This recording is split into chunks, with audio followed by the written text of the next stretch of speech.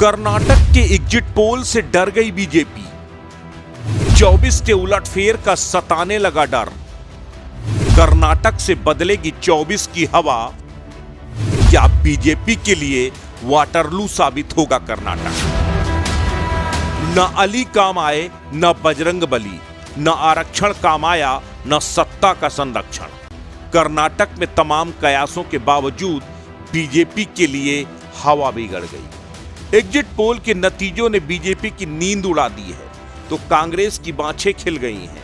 लेकिन इसी बीच एक अहम सवाल खड़ा हो गया है कि क्या कर्नाटक के नतीजे 2024 के लिए कोई बड़ा संकेत बनकर आ रहे हैं? क्या 2019 में विपक्ष को जोड़ने की जो कोशिश कर्नाटक के मंच से दिखाई दी थी, उसकी वानगी अब 2024 में देखने को मिलेगी? क्या कर्नाटक ही वो मंच होगा जहां से बीजेपी की सत्ता से रवानगी तय होगी? कर्नाटक के चुनाव में से 10 में से 8 एग्जिट पोल कांग्रेस के पक्ष में हवा दिखा रहे हैं, कांग्रेस को पूर्ण बहुमत दे रहे हैं। कर्नाटक में सत्ता की वापसी के लिए प्रधानमंत्री नरेंद्र मोदी से लेकर यूपी के मुख्यमंत्री योगी आदित्यनाथ तक सबने पूरा जोर लगाया। बावजूद इसके बीजेपी की कर्नाटक से विदाई होती हुई दिखाई दे रही है। तो केवल इसका असर कर्नाटक ही नहीं बल्कि 2024 में बीजेपी के मिशन साउथ को भी बड़ा झटका लगेगा, क्योंकि कर्नाटक और तेलंगाना को अगर छोड़ दिया जाए तो बीजेपी किसी और राज्य में अभी तक अपना कोई बड़ा वजूद नहीं बना पाई।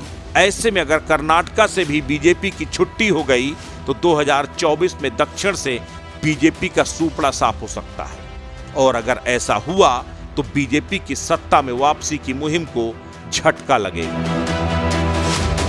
राजनीति को नजदीक से समझने वाले समीक्षक मानते हैं कि कांग्रेस और राहुल गांधी को लेकर बीजेपी की ओवर एग्रेसिव बिहेवियर कर्नाटक में कांग्रेस के सर्वाइवल की वजह बना, क्योंकि न सिर्फ वोटरों के मन में राहुल गांधी के लिए एक सॉफ्ट कॉर्नर बना बल्कि इसके साथ ही बीजेपी के खिलाफ गुस्सा भी बढ़ गया।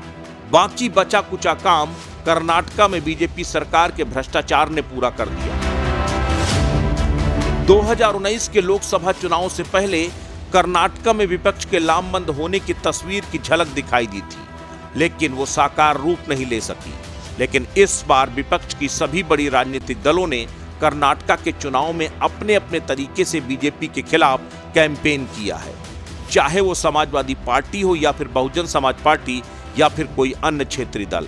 सभी बीजेपी के खिलाफ मुखर रहे। यह भी तय है कि जरूरत पड़ने पर ये सभी दल अलग अलग भले ही लड़ रहे हों, लेकिन एक साथ एक दूसरे से हाथ मिला सकते हैं। और अगर वाकई में विपक्ष लामबंद हो गया तो 2024 के लिए बीजेपी के लिए खतरे की घंटी है। यही वजह है कि बीजेपी का थिंक टैंक इस वक्त सदमे की स्थिति में है।